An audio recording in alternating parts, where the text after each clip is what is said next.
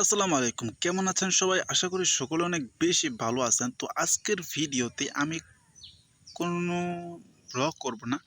শুধুমাত্র আজকে আপনাদেরকে আমার কথা শোনাতে এসেছি যে আমার কথার স্টাইল কিরকম হয়, আমার বচনভঙ্গি কিরকম, যে এরকম কথা বললে আপনারা এটাকে মানে মেনিয়া নেবেন কিনা, কবুল বলিবেন কিনা।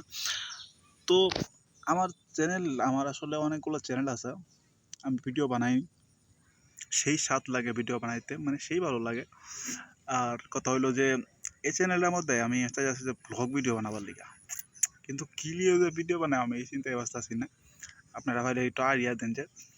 আর দেশে যে হারে কন্টেন্ট ক্রিয়েটিং শুরু হয়েছে, আমি কোন সিফার মধ্যে হইরে যাই আমি এই চিন্তায় পারতাছি না। হাজার হাজার চ্যানেল খুলে লয়ে বই রইছি। আমার নামে সার্চ দিলে ইউটিউবে খালি আমারই চ্যানেল, না হইলেও 50টা চ্যানেল আছে।